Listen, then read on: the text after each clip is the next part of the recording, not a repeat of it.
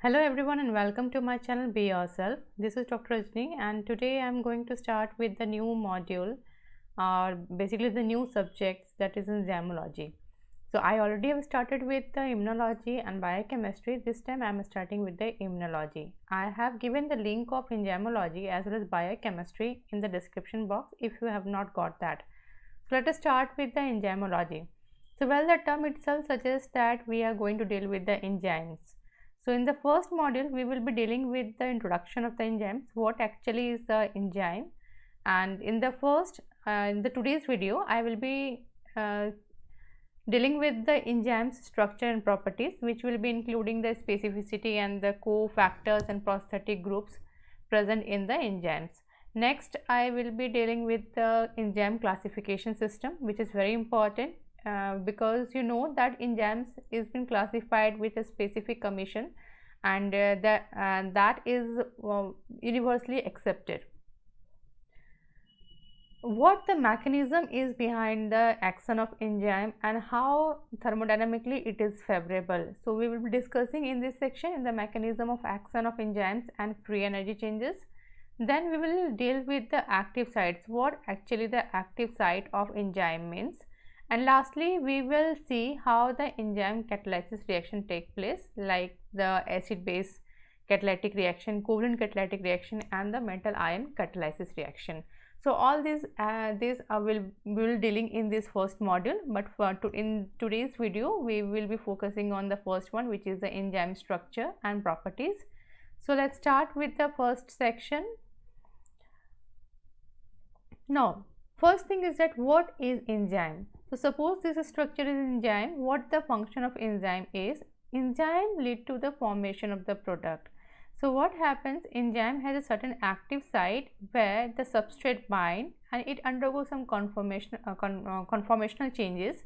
Because of this, it will gain a favorable energy to form a bonding between the substrate, and finally when a favorable bonding is been formed, they will be stabilized to form a reactant. So this is the whole process what enzyme do. So enzyme is basically a catalyst which favors the reaction or which favors the changes in the substrate to form the product at a reasonable energy. So what does actually mean with the reasonable energy? So how do it acts? Suppose if I will take the example here of the enzymes and I take the previous example that A and B has combined together to form AB, some product AB has been formed. So you know that while the formation of any product, either there will be release of energy or it will gain some amount of energy. So suppose here x-axis is presenting the energy which has been given in the formation of the product AB, and minus y-axis represent the energy released during the formation of this product AB. Now the plus y-axis represent the energy supplied and minus y-axis represent the energy released. In the x-axis, we will be having the concentration or the energy level of the reactant, how it will be favored in the presence and in absence of enzymes. So suppose we have taken here the reactant A and B, and when A is been supplied or is been added with the compound B, so it will basically, there will be linear increase in the reaction, rate of reaction will be increased linearly even in absence of enzymes, and finally the product AB will be formed. So if the reaction is taking place, then what the difference is there when enzyme will be there? So without enzyme, the amount of activation energy required to form the product is, suppose this one is the activation energy, this line represents this much of activation energy, and in the presence of enzymes, what will happen, this activation energy will be decreased. So there is no point of change in the start of the reaction and the end of the reaction, but the only difference is that the activation energy which was required a little bit higher amount of activation energy without enzyme, it is now decreased up to this level.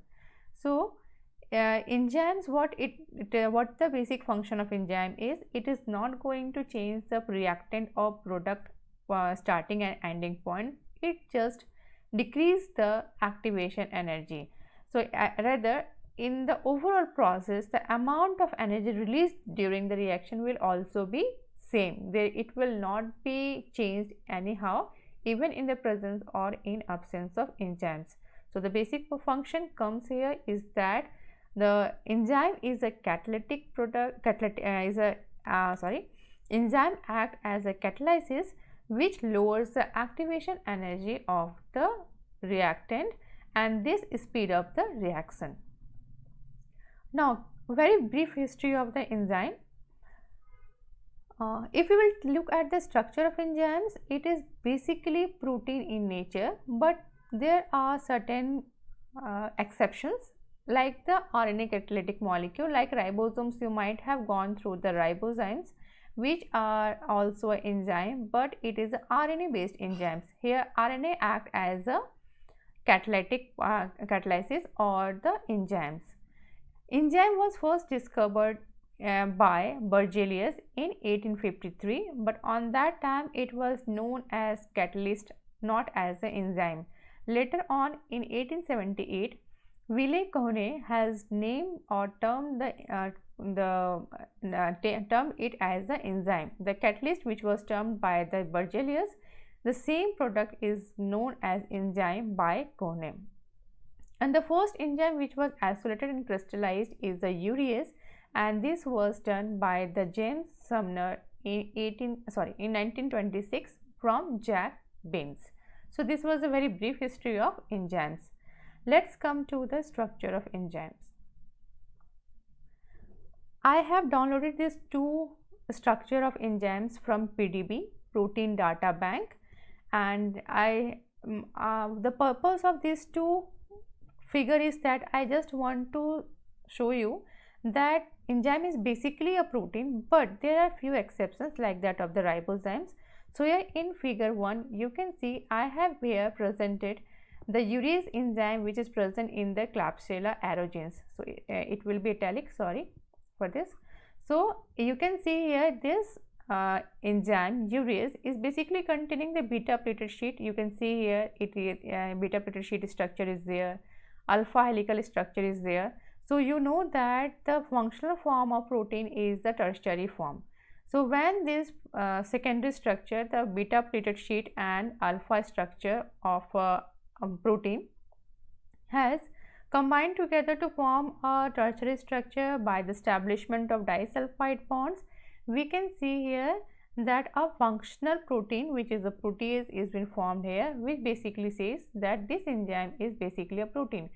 Except certain RNA based enzymes, like here I have given the example of 3-dimensional structure of hammerhead ribozyme. You can also search it on the PDB, which is the Protein Data Bank, and these tools are basically involved in the bioinformatics to study the molecular docking purposes and all other purposes for the in silico study of the protein and its interaction. So it is quite clear that enzymes are basically protein in nature except ribozymes.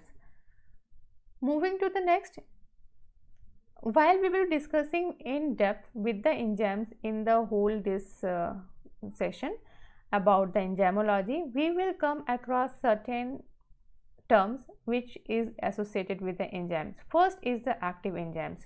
So these enzymes are those enzymes which can remain active even in its pure protein form. It does not need any assistance, it will be remain active. But there are certain enzymes will remain inactive if it will not be assisted by some other cofactors. So the enzymes, proteinaceous enzymes which remains inactive in the absence of cofactors are known as apoenzyme. But in presence of cofactor, what will happen? This enzyme become active. So the enzyme, inactive enzyme which can convert into the active enzyme in presence of cofactor are termed as holoenzymes. There are certain cofactors which remain hardly attached with the enzymes.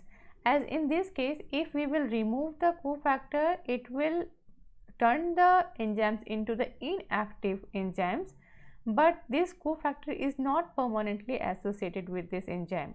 Whenever we require the function of this particular enzyme, the cofactor will attach to this enzyme and it will be converted from inactive to active form. But there are certain cofactors which remain attached with the enzymes, and it is very hard to separate this cofactor from the enzymes. You cannot separate those cofactors. So those cofactors which remain permanently attached with the enzymes are known as the prosthetic group. So these all are the general terminology which we will be using while we will be discussing about the enzymes. Let us see in depth what particularly the coenzyme is. So coenzyme can be termed as an activator if the coenzyme is any inorganic ions like that of the calcium, magnesium and manganese. Other point is that coenzyme is also considered as second substrate. This is why, because you know that when A and B, the substrate, will react together, it will be converted into AB, and this has undergone conformational changes and it will not revert back to its position. It depends, if it will be reversible condition then it may change, but the condition is that it is a stable state. But only the difference is that here coenzyme will also act as a substrate, because second substrate, because just like the substrate it will also undergo some conformational changes, but only difference is that at the end of the reaction this will again come back to its original position. So coenzyme can also act as a second substrate, only the difference is that unlike the substrate it will again regain its shape at the end of the reaction. Last thing is that coenzyme cannot change the specificity of the enzyme. As here you know that dog always think of the bones. When he will have a friendship with the cat, it does not mean that he will start thinking of the milk.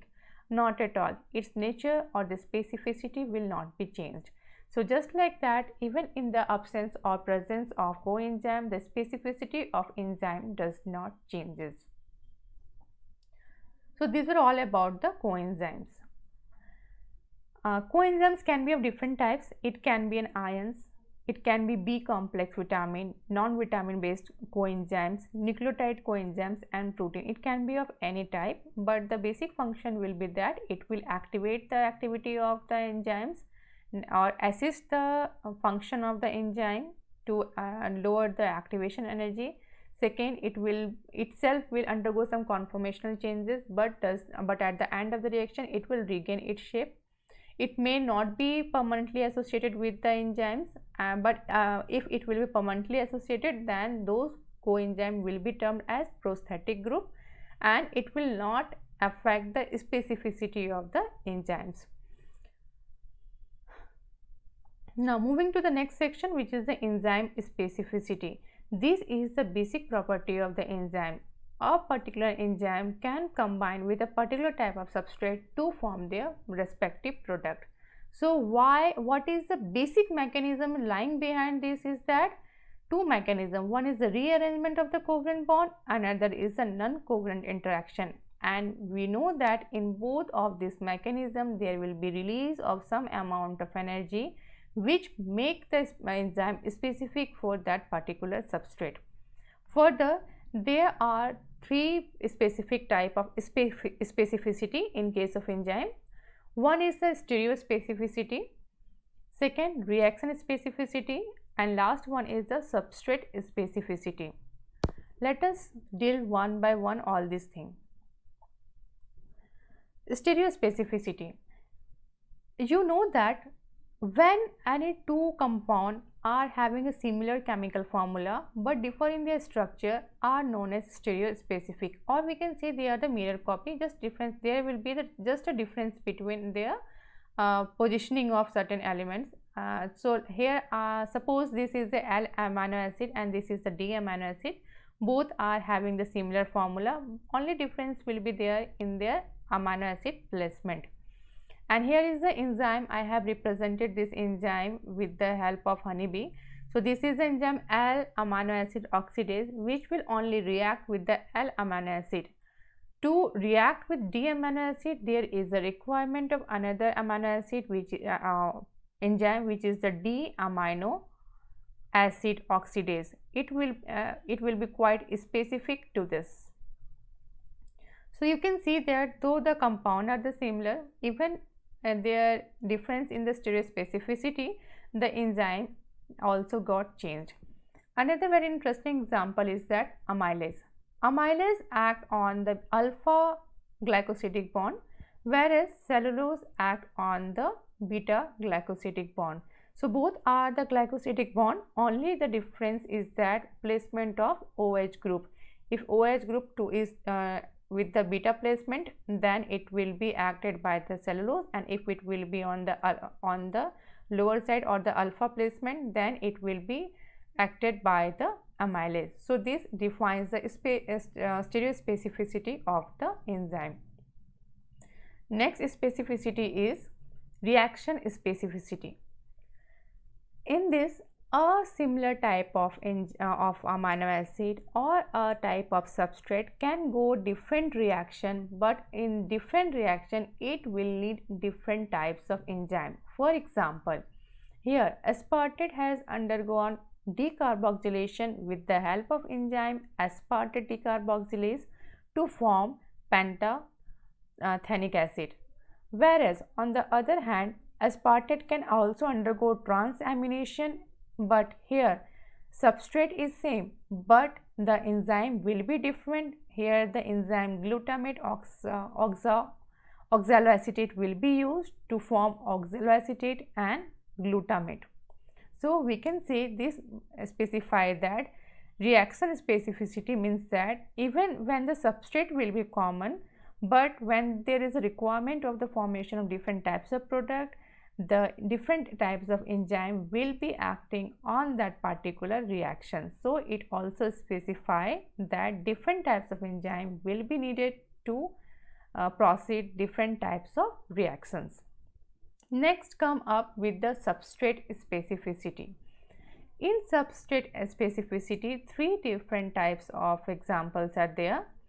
It can be absolute substrate specific, as like that of the glucokinase. Glucokinase act on glucose to convert it into glucose 6-phosphate. It will not act on fructose and other thing. On the other hand, there is a broad specific enzyme is also there, like hexokinase. It can act even on the glucose, fructose, mannose and glucosamine, but not on galactose. So these are the substrate specificity. Next is the relative substrate specificity, like that of the all digestive enzymes. It does not matter what types of proteins you are consuming. Digestive enzymes like trypsin, it will act on any of the protein. What is the basic function of trypsin? It will cut the bond beyond the lysine group. Where it will find the lysine amino acid, it will cut it. So it is basically, we can say that trypsin, chymotrypsin are the certain digestive enzymes which are bond specific. They does not depend on the substrate, rather they depend whether particular on these types of amino acid.